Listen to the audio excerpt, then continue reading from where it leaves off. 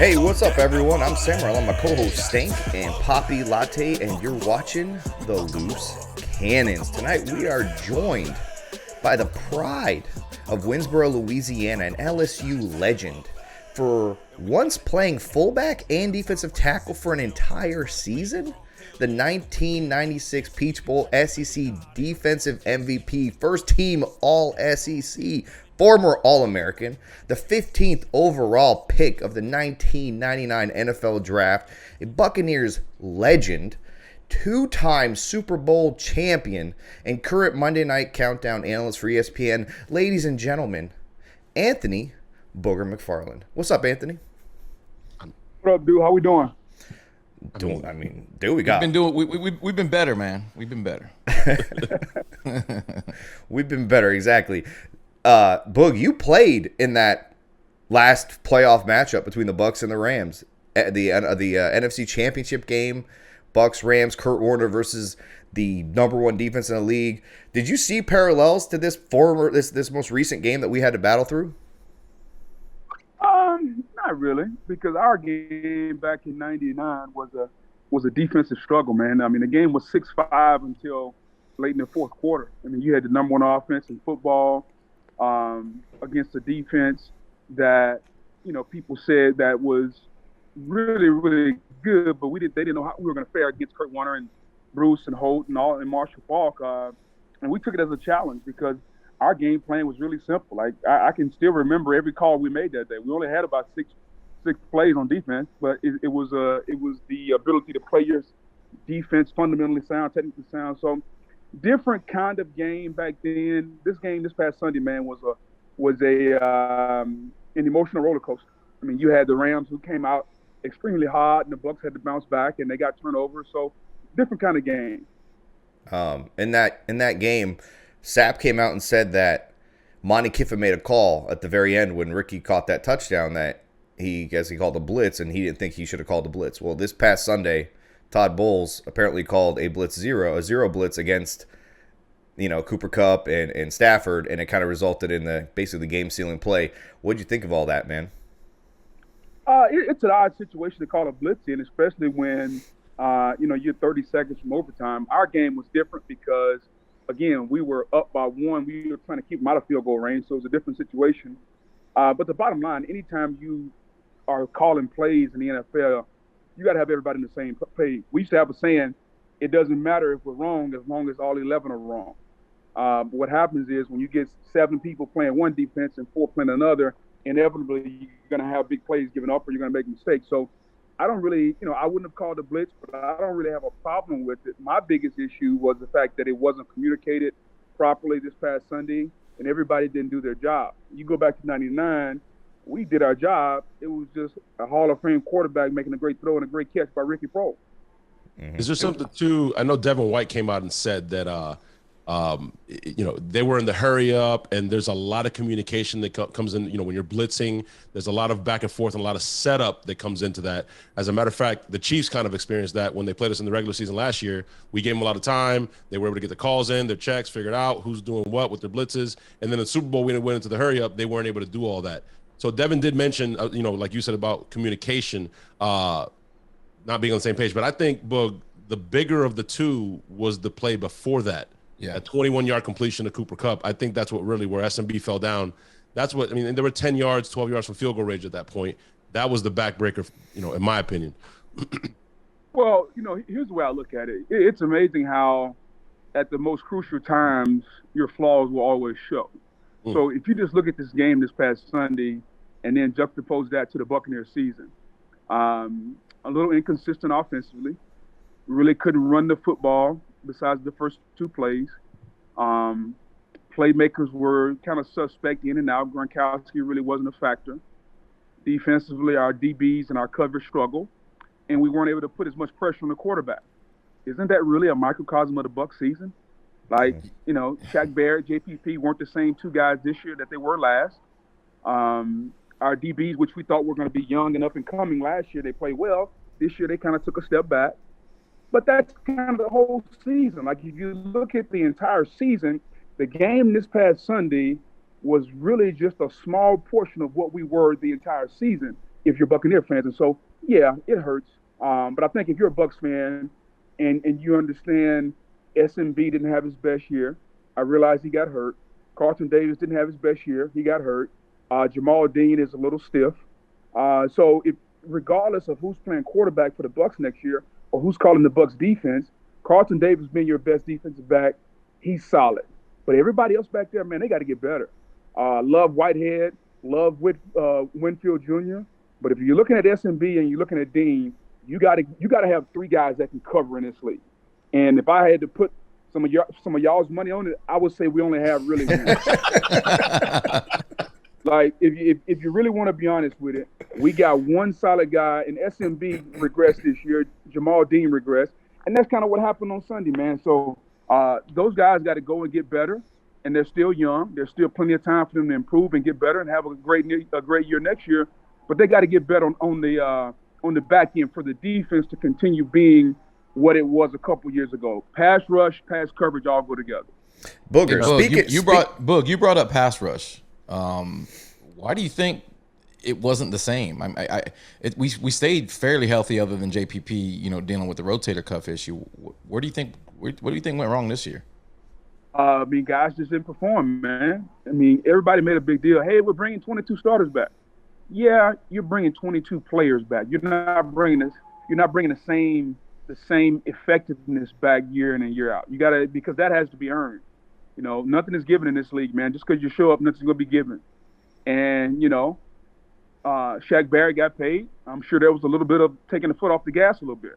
I can't answer that, but you can ask him. JPP was hurt with the rotator cuff. He wasn't the same. Vita Vea is what he is, which is a dominant run guy that can push the pocket.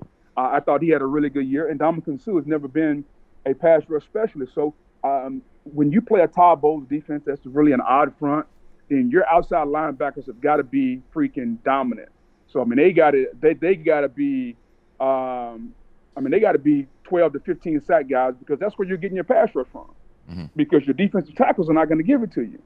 So I think when it's all said and done, man, those guys got to get better. Joe Tryon-Shoyinka, whatever his name. I kind of hate people that get paid and start changing their names. He'll be a second-year player. I definitely look for him to be a starting outside backer. I don't think they're going to bring JPP back. I think Shaq Barrett, him, and Ndamukong Suh, if he decides to come back. So those guys have got to get better, man. Like, you never stay the same. So I just think it's a question where guys just didn't perform this season. Booger, you spoke about hence why we had to blitz on that last play to try to get pressure versus just going with 4. Correct. Boog, you spoke about betting our money. And listen, last Saturday, you and I were supposed to meet up on some Peloton challenge, and you ducked me, sir. Let's talk a little bit about that. Let's talk a little bit about that. First of all, I did not duck you. I rode. I mean, that's the great thing about Peloton. Yeah, just go back and look at it. I mean, if you go back and look at last Saturday and look at the actual time I told you I was going to get on, I think I jumped on the bike at 9:02. I'm not sure how you logged in or what buttons you hit, but Boog was there, buddy. I did the exact. Listen, this crazy is I did the ride at 9 a.m. You weren't in there. Same thing. I even saw your stuff. He was like, all right, man. He went to a different room on purpose. This man was afraid of the challenge. Yeah, I get it, man. You don't want to face Buccaneers Xerxes. It makes sense. It's not the first time. Listen, big guy. Hey, there are a lot of things in life I'm afraid of. Most of which I'm not going to share. But riding a bicycle is not one of them. Had to get it in, man. Because a lot of people were asking me. My fans were asking me, Boog. Boog, if you saw Sammer in person, fear would be far from your mind. Way down on the line. You can always tell about a guy when he gets on the, when he gets on camera, when he gets the camera to his neck where he doesn't want to show you his chest down, that further lets you know about him. Oh, I'm sorry. We don't have an ESPN fucking desk here. I'm so sorry. We don't have it all set up. Man, I don't have a desk. I got an iPhone. I'm sitting up here. I mean, this is who I am. I'm just saying what. Wow. Hey, I love it. Hey, disrespectful on my show. We found on my show. Fourth. We found our fourth member. Hey, keep going, bud. Give it to him. Unbelievable. I love it. Hey, you mentioned about the regression, and you lived it. I mean, 2 Super Bowls, right? and you lived it here, and some local media has insinuated about it, how, when young guys, you win a Super Bowl, you come back, and it's one of those like, hey, you might want to work on this, and it's like, Coach, I got it. No, you Well, you know Coach, what? It's cool. I got it's really not even okay. So I'm going to paint a picture. So like when you go to the Super Bowl, you start in July and you're playing football, man, till mid-February. Okay, you win, you have the parade. So now, let's just call it the end of February. You finally get a chance to take a break. Well, you get March and about half of April off, then they want to start back working out again. So you really have no time to rest. So other than about 2 months, it's really a year-round deal to get back to the next season. So it's really not necessarily all about regression. It's about it takes a toll on your body. It's about mentally you need a break. Like all those things go in, man. And it's just like, okay, human nature, like human tendency, it just says, you know what, I'm just going to back off a little bit because I've been going balls to the wall. Like very few people can just kind of erase and put a new chip in and just go like a cyborg other than Tom Brady and Peyton Manning. Like some of these guys, and guess what? They play the quarterback position where they don't get hit but about 20 times a year. The guys that have to have this physically taxing sport, like it takes a toll. So yeah, there's some regression, but there's also some just, man, my body's tired. It's a long season. And when you do it for 12 months, albeit about, 6 or 8 weeks, because then you got to come back, you got to work out, and you got to run, you got to be at the facility for 3 or 4 hours. Like it takes a toll on you. So I get it. Now comes the real challenge of, hey, we're not as good as we thought we were. So now let's come back and go at it again. Well, it's going to be a challenging year for Tampa just because there's so many question marks, man. What does Tom do? What does Gronk do? JPP probably won't be back just because of his age and salary and all that. What does Sue do? Does Sue come back? If Todd Bowles leave, we know Todd Bowles was Sue's guy. If Bowles is gone, does Sue want to come back? If you look at offense, man, like our offensive line, I think we feel really good about Wirfs, Jensen, and Donovan Smith, even though he played terrible against the Rams. Marpet was really good. We need a couple of more linemen because I think what we saw is if anybody gets hurt, like all hell's going to break loose. Because Wells, I mean, I get it. He was a little banged up, but I mean, that was a poor display of offensive line play. And you really need 6 or 7 guys. So I think Jason Licht drafting some young guys. What happens on offense if Byron Leftwich gets the Jacksonville Jaguar job? Does Tom even want to come back with a new coordinator? I know I wouldn't want to change at 45 and 46 or whatever. So, yeah, it's a lot of change, man. And so I think as a Bucs fan, what everybody has to do is understand that the last 2 years have been really, really good. And just understand that the business of football is going to dictate where this team goes. And it may not look the same next year or the year after, but eventually you're going to have a new quarterback, you're going to have a new OC, a new head coach, a new DC. And these younger players that, Vita Vea, who signed for another 4 years, Devin White, Joe Tryon, like those are the guys that you ultimately have that are your cornerstones that you got to build around, realizing that the ancillary pieces around them may change. And you got to feel good about some of those guys. So, yeah, disappointing season for the Bucs, man. But I think in the end, if I would have told you when Tom Brady was leaving New England that he would come to Tampa and you would have a 2-year run where you would have as much success as Tampa's had, I think everybody would take it. Absolutely. Yeah, absolutely. 100%. But the good thing, though, you mentioned the young pieces, and we're going to have to dip back in the draft. I feel like we all agree here that Jason Light's done a great job building the core of this team. And I think we'll go back in the draft and add some of those pieces as well. We got free agency. We got cap space. We're in a great cap situation. And I think from Tom Brady's standpoint, he's just going to want to see the plan, right? He's going to want to see what's going on here. And I think as it pertains, because you mentioned Leftwich, as it pertains to Leftwich leaving, I think that's the sell job to Brady has already started, right? I think BA did that purposely. He didn't have to come out and give that information, but he came out and said, listen, if Leftwich leaves, I'm calling plays. I think that was a message, a memo or a message to Tom that, hey, it ain't starting fresh. We ain't starting new. He was in the room with Leftwich, helping him develop the game plan. Leftwich called plays, but I mean, BA has been around the block. He knows what, what's up, in other words. You mentioned JTS, Boog.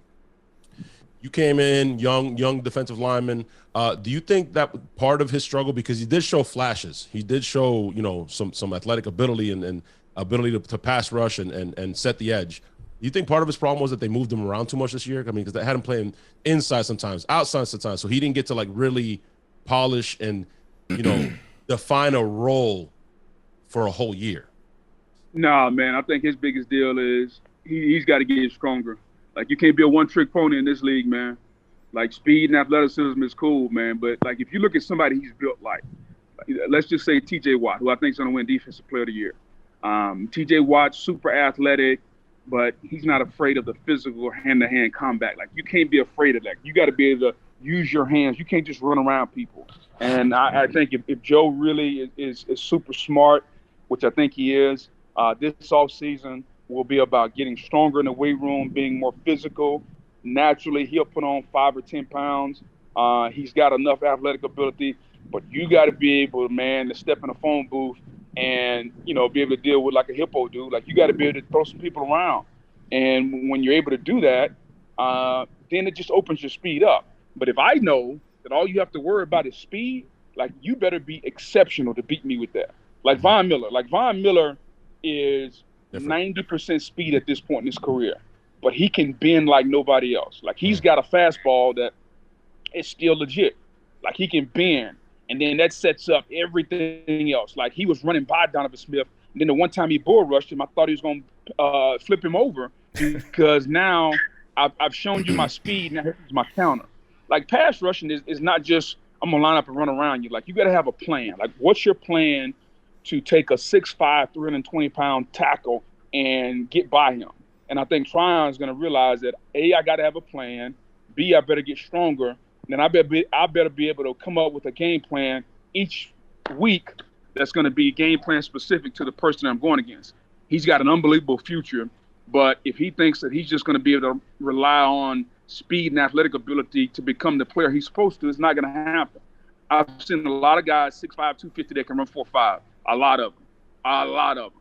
Doesn't make you an all-pro player. What makes you an all-pro player is being able to hone your craft. Okay, if I were him, I'd call T.J. Watt. Hey, man, let's talk. Let's work out together. Show me your moves. Show me what you do. Because as a player who's been there and done that, I want to share my information. All you got to do is ask. Like, if I'm him, I'm calling T.J. Watt. Hey, man, can I work out with you in the offseason? Show me, help me. Like, we want everybody to do as best we can, man. But I'm not gonna search you out and call you. You call me. You call me and ask for help. I'll help you all day long. If I were him, that's what I would do. Because T.J. Watt is the best doing it at the position that he's playing right now. Man, humble yourself. Reach out. Hey, I need help. Yeah, but Boog, you got a guy like JPP in the building, and I know they're built differently. I get it. JPP, totally different guys. JPP is a freak. But I'm saying, don't you have that guy in the building that can teach you those things? No, because they play different ways. JPP, a little bigger. He's probably 260, 265, maybe 70, a little bit heavier hand. JPP doesn't have what Joe Tryon, like, I guarantee if you lined up Tryon is more Simeon Rice. He's more like, if you put him on the line, he could probably run 4.5 in the 40, maybe 4.4. JPP's a 4.7 guy, 4.8, totally different guy. So, yeah, they look the same. They look pretty and long, but two totally different guys. That's like me saying, if I'm a defensive tackle, am I going to call Warren Sapp or am I calling Vita Vea? Yeah, we play the same position, but I'm calling Sapp because my style is more like Sapp. Right. Vita's a great player, but we don't play the same game. Listen, Boog, we've asked you. None of these questions fucking matter. The main two questions are the ones we've saved. I got one more. Boog's got to go, man. I got one last one, bro. It's an LSU. Right. It's an LSU thing. Boog. I'm sorry. He's got a hard out, but yeah, these questions are important. I didn't know about the hard out. I apologize, Boog. UPS kept me a little too long. My bad. Go ahead. Devin White, man. Heart and soul of this team, but next to Levante and JPP. What are your thoughts on the year he had? Some people said he stepped back a little bit, he regressed a little bit. It's almost like he's moving too fast. And credit to him, he even said it himself that I gotta slow it down a little bit. What were your thoughts on his year and the year he had, and as far as the mental part of it? Listen, man, he's been outstanding since he got to Tampa. I think he's a top 10 linebacker in football. Can he be the best? Sure, but he's got to hone the fine little details of his craft, and I think he will. Like, every year is not going to be a solid 10. Like, look at Aaron Donald. He's been all pro every year, but I guarantee he would say some years are better than the others. Devin White had a good season. Maybe last year was better. Maybe, I don't know. But, I mean, he had a good year. The only thing you want is consistency. So if you look back at the end of his career and you say, man, he played a lot of good football. He never had a bad season. Yeah, that's a pretty good pro. Like, you're never going to be perfect every year. But if you just never have a bad year, and I don't think anybody would say he had a bad year. If I'm him, what I work on for him is how can I become better in coverage? So if you remember, Brian Urlacher was a tackling machine, but Urlacher and Lance Briggs played next to each other, and they both had to learn to cover.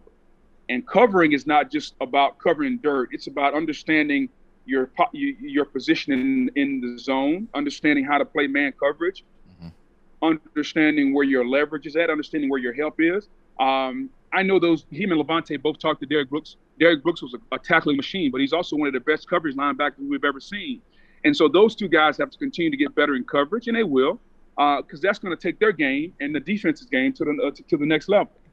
Booger, we've asked you all the questions that some people watch the show don't really care about, but these next two questions we're going to close out the show with. These are the ones that matter the most, all right? We can all agree that chicken wings are the greatest football food in the entire world.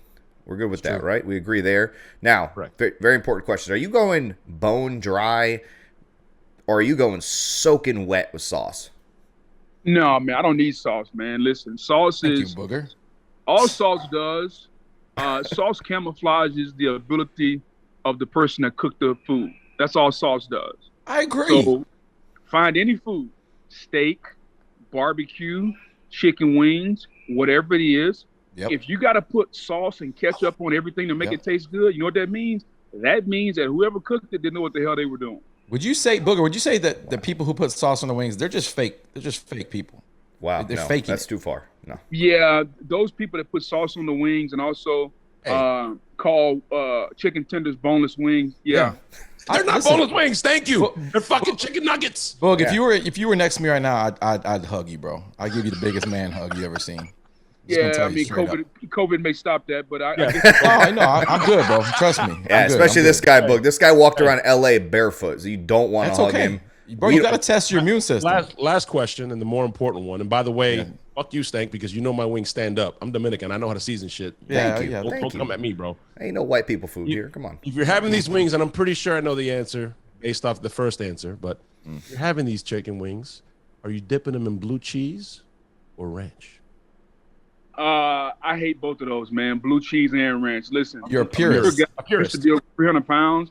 Like you don't need to add shit to get fat. Like you don't need to add cheese and ranch and all that. Like I'm naturally gonna be fat regardless, so you don't have to add stuff to make you even fatter. So lose all of that. Like I want all the meat I can have. I don't need to add. Like condiments are a fat guy's enemy. Okay, condiments are not a fat guy's friend. Remember that. So Sammer, I understand you're a fat guy. Just remember, stay away from the condiments, buddy. Hey, wait. Listen. Vita Vea puts mayo on his fucking pizza, bro. Yeah, he dips pizza in mayonnaise. But look at Vita. Exactly. That's my point. Vita's $3.50 also. There's a reason he's $3.50. Hey, I'm gonna tell you a quick story though, Boog. This is a meat podcast. We're a fan of meatists. The steaks and all that stuff. We went to Sammer's house. All you had were lamb chops, lamb kebabs, ribeyes. No sides, no sides, no utensils, nothing. That was it. It says it in my. First of all, if you're gonna be bougie and have lamb, I mean, you got to have something to go with the lamb, maybe a vegetable or something. Again, and if I'm gonna invite guys over, wings, maybe some sliders here and there, but definitely wings. I had wings. No, I had invite guys over and says, hey guys, I got some lamb kebab. What is a lamb kebab, by the way? Whoa, hold on, Boog. Listen, first of all, I served wings. Second of all, listen, you have some fucking lamb, bro. You will not go back. I'm Arab. That's just what we eat, man. I had steaks too. I don't care. I don't care if you're Russian or from where you from. Listen, I'm not gonna invite 10 guys over and serve them lamb. First of all, I can't afford it. Second of all, guys don't want to eat it. They had not had lamb before, and Latte. Hey, what'd you think, bro? It was amazing. It was really fucking good. I ain't gonna lie, Booger. It was some good ass lamb. You get these little lamb chops. It was little lamb chops, and I call them lamb cookies because you can eat them. They were amazing. These weren't like Yeah, these weren't like going to a country club type of lamb chops. These are different. The way he cooks them is not like that, where it's like rare and you put fucking weird shit on. Yeah, it. No, we're not. It's not some shit you're gonna see Chef Ramsay pull out of his ass. It's just a fucking lamb chop thrown on a grill that I've taken care of and rubbed down and showed some love for a couple of days. He brought them to the tailgate, Boog. He brought lambs to the tailgate, man. Oh, we lost him. Boog had enough of that lamb talk. Okay, I'm still here. I got people calling, you know, all that good stuff. So. All right, Boog. Thank you so much for joining us, man. Thank you, man. Freaking appreciate it. You got to come down and have some of these fucking lamb chops one day, man. I agree. COVID. After COVID. Yeah, hopefully COVID. Something tells me COVID's gonna be around for a while. Maybe we can meet up and get some wings somewhere. Hell yeah, let's do it. All right, man. Hey guys, thank you everyone for watching. Thank you, Boog. Thanks, Go Boog. Bucs. Peace. Anytime, man. Y'all have a good one. You too.